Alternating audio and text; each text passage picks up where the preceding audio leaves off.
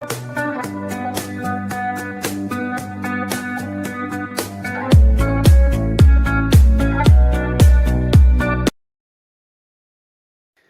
salve galera, tudo bem?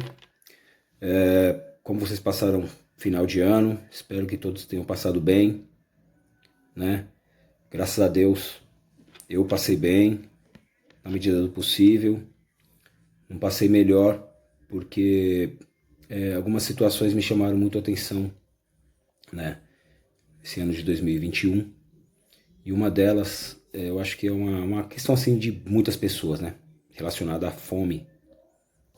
Sabe, porque assim, a gente é pobre de periferia, mas temos sonhos, né, de ter alguma coisa, de poder viajar, de poder trabalhar.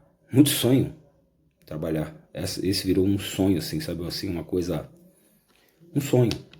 E quando a gente fala do trabalhar, não é o trabalhar, apenas trabalhar para você poder ter suas coisas. Até porque muitas pessoas não têm condições de estudar e arrumar um trabalho que pode proporcionar uma vida bacana, mas trabalhar pelo menos para comer. E muitas pessoas no decorrer desses 2 anos, vamos dizer assim, da pandemia, vamos nem colocar a questão dos 3 anos aí, né? Pra de repente não soar ofensivo para quem quer que seja, para quem assiste a gente, que acompanha a gente e não concorda com o que nós falamos, ficam indignados, né?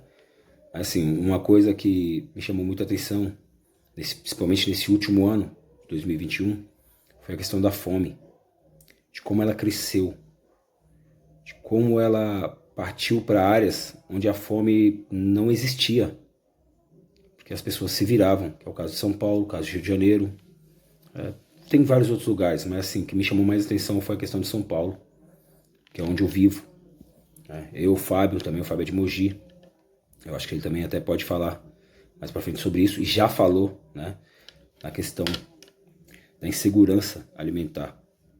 E nós atingimos um grau da insegurança alimentar no estágio gravíssimo, tá? É aquele estágio onde as pessoas não têm acesso ao alimento. Quando eu falo assim, acesso ao alimento, de que forma que eu estou falando?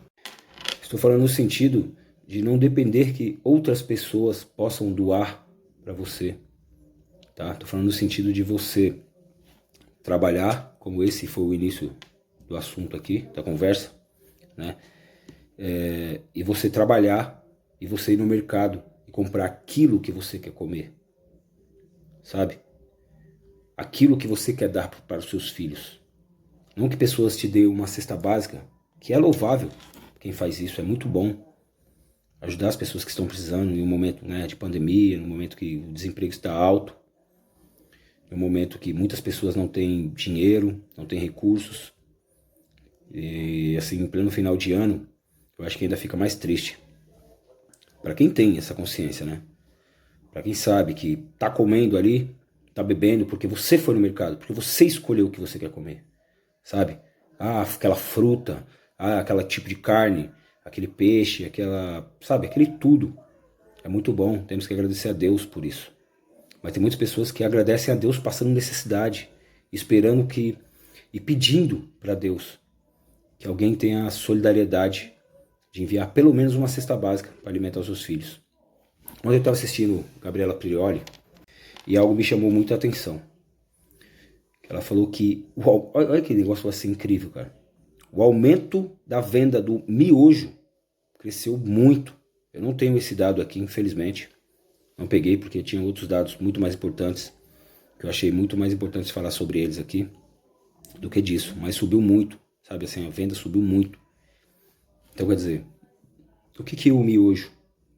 Quando falamos de insegurança alimentar, o Fábio já explicou em um vídeo que ele fez um tempo atrás sobre isso. Quais os valores, né, alimentícios que tem um miojo, por exemplo, né? Você comer um miojo, você chegar cansado em casa, de repente um dia de trabalho, com fome, né? Aquela fome de quem chega simplesmente cansado em casa e tal, que queria uma coisa mais consistente, né? Até para nutrir aquele seu dia de trabalho pesado, muitas vezes duro, para pessoas pobres. e você se alimentar com miojo, além de ser mais prático, é um pouco mais barato também, mais fácil de fazer, e é um alimento, uma alimentação à noite, pra quem chega cansado e tal. Então isso chama muita atenção, que as pessoas não estão se alimentando. Então aqui eu vou trazer dados para vocês, tá? Dados do que foi 2021. Tá? Esses dados aqui são do Poder 360. Eu não sei qual que é a influência política que tem, se elogia Lula, se critica Bolsonaro, ou se elogia Bolsonaro e critica Lula, não sei. É uma pesquisa que eles fizeram. E essa pesquisa demonstra que, segundo eles, tá, que 116,8 milhões de brasileiros, tá, não têm acesso, nesse momento, a alimentos. Aquilo que eu estava falando agora há pouco. Tá? E desses, 43,4 milhões de pessoas, equivalente a 20,5% da população, não contavam com alimentos em quantidade suficiente. Então essa é uma insegurança alimentar moderada, ou até grave. E 19% negativo, 19,1 milhões, 9% da população estavam passando fome e insegurança alimentar grave. Então, assim, eu acredito que vocês tenham visto pessoas revirando lixo. Acredito que vocês tenham ido no mercado ou no açougue e ter visto pés de galinha sendo vendidos a R$10. E por que eu bato nessa tecla? Porque foi um aumento de uma opção, né, do que as pessoas possam vir a comer. Porque de repente uma carne que até pouco tempo era uma carne, né, básica de uma alimentação, uma mistura, como as pessoas pobres gostam de falar, vou ali comprar mistura. E essa mistura se enquadrava a 100, colchão mole, colchão duro, uma carne para cozinhar, né, de repente. E às vezes até numa extravagância, comprava um contrafilé, um alcatra, que na época nem era extravagância, tá? Era uma carne que você comprava assim, não era extravagância, era uma coisa que você podia colocar como mistura, um bife melhor e tal, pra você comer. Mais fácil de fritar, mais fácil de você comer e tal. E haviam pessoas que comiam até picanha. Então assim, a gente não tá falando de coisas por falar. Estamos falando de fatos que existiam há tempos atrás. Ah, mas é porque existiu muita corrupção. Cara, sempre a gente bate nessa mesma tecla. Só que há tempos atrás, no meio de toda essa corrupção, em nenhum momento a gente viu pessoas revirando lixo, pessoas comprando pés de galinha para se alimentar, fazendo fila para pegar ossos.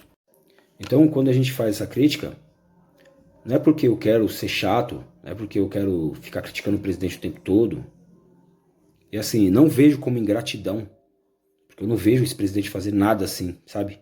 Justo para pessoas pobres. Ele agora, nesse momento, ele estava falando de... Hoje, saiu do hospital. Eu ia fazer um vídeo falando sobre isso. Que ele veio para esse hospital, né? Sei lá o nome, nem lembro mais agora o nome do hospital que ele estava. Sei o que estar lá. E um hospital caríssimo. Cujo teve que pagar custos para o médico vir das suas férias em Bahamas para vir aqui e dar alta para ele. Falar que não era necessário, né?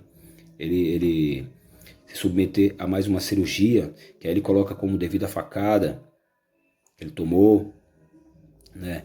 Então a gente fica assim, sem entender, porque esse mesmo, na época da pandemia, que pais de pessoas, filhos de pessoas, irmãos, parentes, amigos, pessoas queridas, eu perdi um amigo, graças a Deus não perdi ninguém da minha família, assim, em primeiro grau, mas pessoas, tá, da família da minha esposa faleceram com isso. Então são 600 e quase 20 mil pessoas que morreram devido a isso. Mais de 500 mil de pessoas. Ah, mas ia morrer. Então por que agora? Faz tanta coisa, faz tanta queixa, faz tanta firula. A gente não poderia, como tem muitas pessoas na internet falando sobre isso. Ah, morreu. Qual o problema?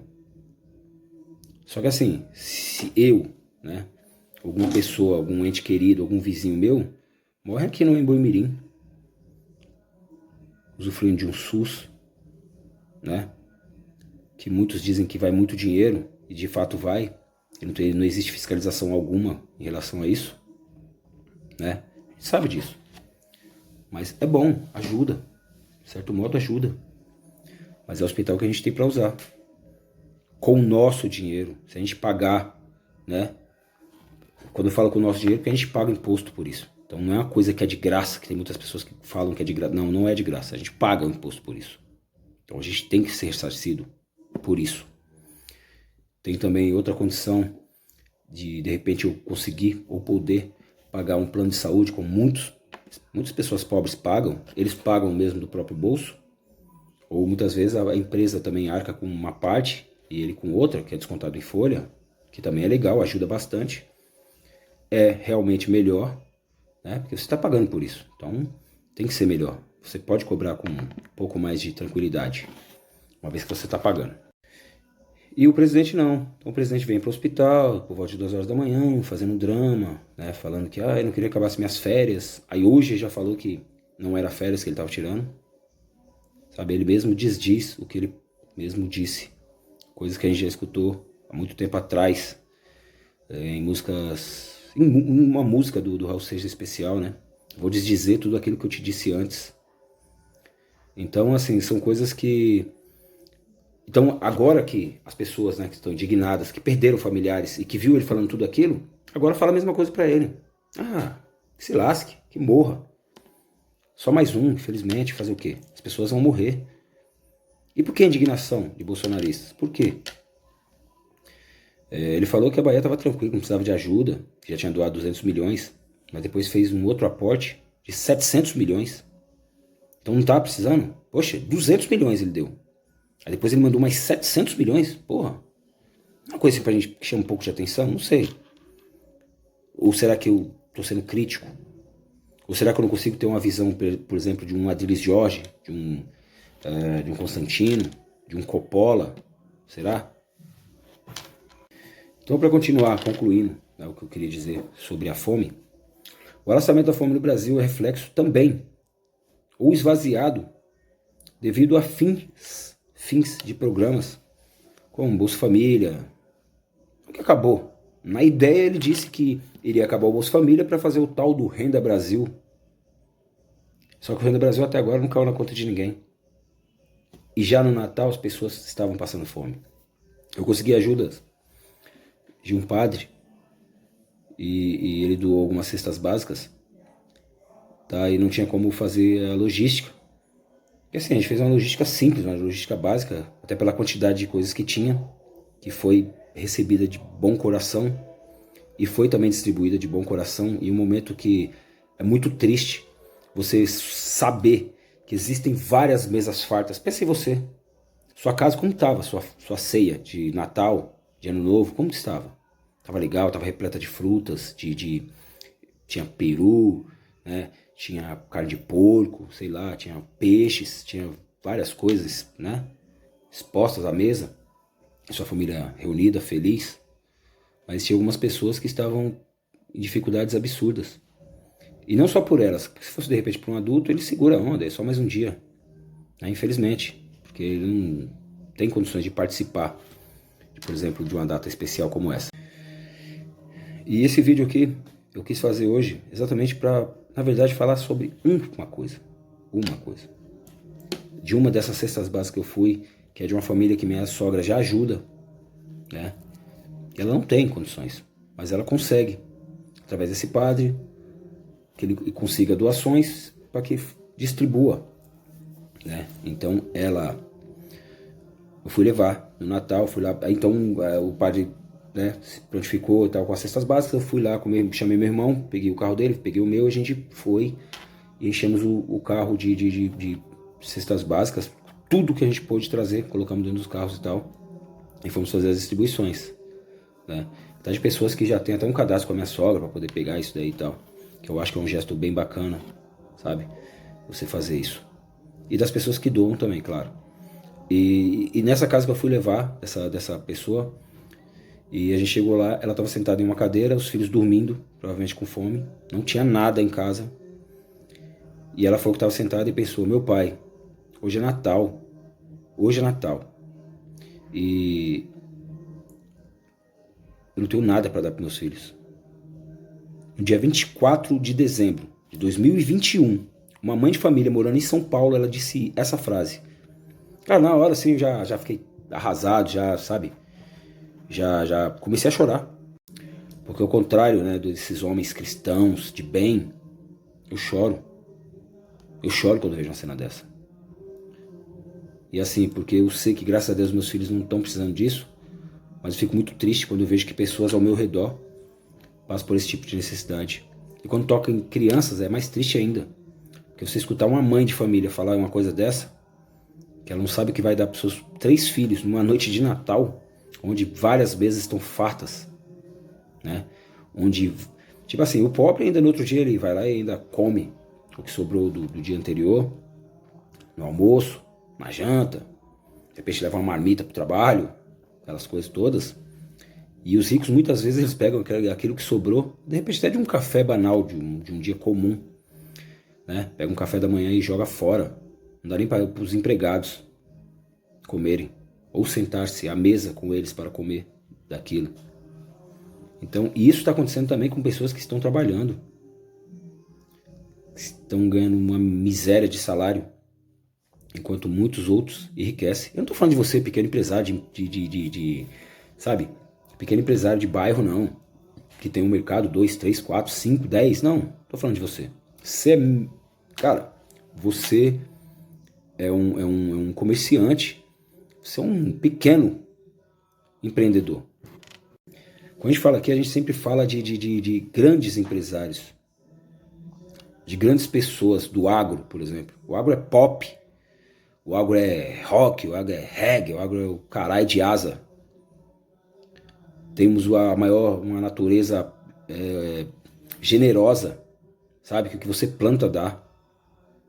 Em alguns lugares, de repente no Nordeste tem um pouco mais de dificuldade, porque por ser uma área árida, né? Mas estamos vendo em São Paulo.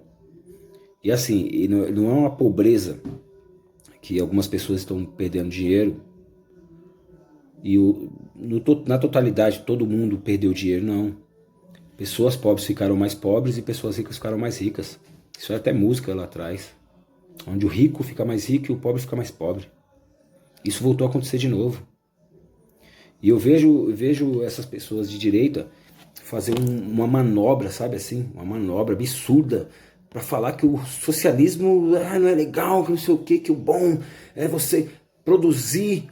Então vamos fazer o contrário. Vamos fazer ao contrário. Vamos pegar as pessoas. Por exemplo, o preço do alimento subiu muito. Por quê? Porque eles estão exportando mais para fora. Correto? O preço do arroz subiu, né? O preço do feijão, o preço do óleo, o preço do café. O café hoje está 21 pau. R$ 21 o pacote de café. Vocês sabem disso? De marcas assim que não é tão conhecida, como essas marcas que a gente costuma comprar no mercado. Não é marca conhecida. Péssima qualidade de café. R$ 21, meio quilo de café. Tá bom pra você? Então o que acontece o quê? A pessoa chega no mercado, mesmo trabalhando. Então ela não consegue comprar aquilo que ela sempre comprava, sabe? Uma quantidade legal. Então ela vai comprar menos. Então quando ela comprar menos, vai ter que se produzir menos. Vai ter que se produzir menos. E produzindo menos, vai deixar de gerar empregos. E deixando de gerar empregos, deixa de gerar rendas para as famílias. O que você acha que causa a fome? Na sua cabeça, na sua ideia? O desemprego, talvez? Então será que não tem alguma coisa errada nisso? Se o preço do café está R$ 21, para aquele produtor de café, tá bom. Entendeu? Ele não estava conseguindo vender aquele preço, então ele aumentou o preço dele. Então a lucratividade dele continua a mesma dentro de tudo isso daí. Aí eu pergunto, com o aumento, né, absurdo, né, do café, por exemplo, como várias outras coisas, assim tem também o aumento do petróleo, que também incide também no valor desses aumentos de todas essas coisas, porque, né, depende do diesel, dos caminhões que transportam, né. Muita coisa também que o presidente fala em relação a rodovias que ele estava fazendo. Você não viu falar sobre isso? Ah, é o maior de todos os tempos, finalizando obras que foram começadas na época do PT. Você pode puxar isso daí. Então ele está finalizando obras. Só que essas obras são o quê? Estruturais. Estruturais. Para que peguem, né, o agro, né, tudo que é produzido pelo agro, e então eu consigo distribuir pelo Brasil inteiro através de ferrovias, de rodovias, né? Então é necessário. É necessário. Mas é engraçado que agora ele distribuiu 200 milhões para consertar rodovias na Bahia, por exemplo. Cara, a Bahia, puta, que coincidência, é do PT. É um petista que está lá, o Rui Costa, onde ele se negou a receber ajuda da Argentina, que também é de esquerda. E como que você vai ficar recebendo, sabe? Vai ficar se negando a receber ajuda? Eu acho que eu nunca vi isso em lugar nenhum do mundo. Mas pessoas gostam disso.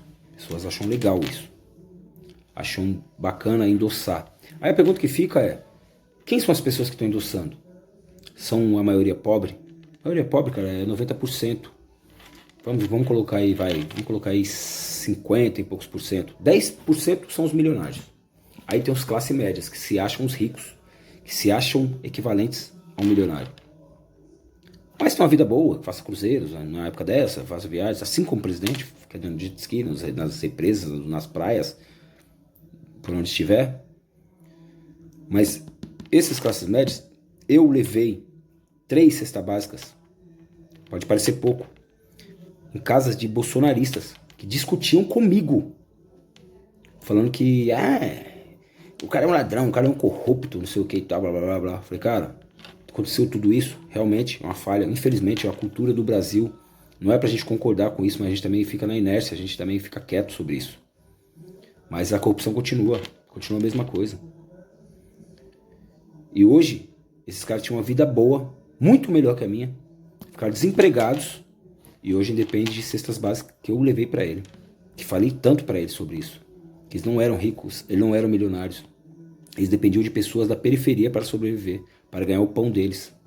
E eu não falei nada, cara, eu podia muito bem jogar isso na cara, não, mas eles mesmos vieram e falaram pra mim, bem que você falou.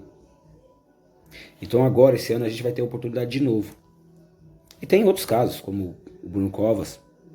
Desde já, quero falar que lamentei profundamente a morte dele, até pelo filho dele, pelo Tomás. Achei muito triste, um jovem daquele perdeu o pai dele também tão jovem, devido a um câncer. Mas como político, para nós ele foi horrendo, para nós pobres. A primeira coisa que ele fez foi cortar bilhete único, aumentar o bilhete único para o idoso, aumentar a condição, que vai aumentar de novo, né? E coisas do tipo. E aumentou o próprio salário. Quem pode aumentar o próprio salário? Só políticos. Então toda vez que eu vejo um político falando que é que eu quero mudar, mas ele aumenta o próprio salário e não se importa em aumentar o salário dos trabalhadores, quando as coisas estão subindo muito, é uma coisa para ser questionável. Então, gente, essa aqui é a minha indignação do dia, tá? O Visões de Periferia agora tem esse nome devido às mudanças que a gente teve que fazer. No começo eu estava tentando explicar isso daí para vocês. E assim, vai ficar Visões de Periferia para mudar um pouco, porque a gente fez esse nome, né, assim da cabeça, foi um nome que a gente achou legal, mas tinha outro grupo usando esse nome, não está cadastrado, não está registrado em cartório, mas a gente, por ética, a gente decidiu não utilizar esse nome, porque como já tinha uma pessoa utilizando, então a gente achou que não era bacana fazer isso, tá? Por uma questão de ética. Então agora vai se transformar em Visões de Periferia. Beleza? E aí nós vamos fazer algumas ações, tá? Até para levantar o canal, para melhorar os equipamentos, para que você tenha uma imagem melhor, um áudio melhor, uma situação melhor, para que a gente possa transmitir para vocês aquelas informações que a gente acompanha. E assim, essas informações que a gente pega aqui são informações importantes, tá? Mas a gente se baseia nas visões de periferia. É o que a gente passa, é o que a gente vive quando vai no mercado, quando vai no açougue, no que acontece com as empresas que a gente trabalha, como está funcionando, como eles estão enriquecendo ou não, se estão quebrando, se estão passando por dificuldades ou não, se está melhor para eles e pior para nós ou não. É esse tipo de coisa que a gente gosta de falar aqui. A realidade nua e crua. E de pessoas que são, de repente, como a maioria de vocês que assistem o canal. Tá bom? Então essa era a minha indignação sobre a questão da fome. E acabei falando sobre outros assuntos. Como sempre, o Fábio fica indignado com isso. Mas tem um pouco de razão, porque a gente acaba saindo fora um pouco do tema. Mas é porque uma coisa liga a outra. Então eu gosto de tentar falar o máximo possível para tentar encaixar uma coisa na outra para que vocês consigam compreender. Então aqui a gente não quer afrontar ninguém. A gente quer passar informações do que os caras gastam, do que os caras curtem. Né? O presidente trouxe o médico dele lá de Bahamas, né? E quanto custou isso aí? Quem pagou por isso? Beleza? Forte abraço. Esse é o Visões de Periferia. E é isso. Ótimo ano para vocês e pensem bastante sobre isso que eu falei, tá? Que sirva de reflexão aí. Um abraço.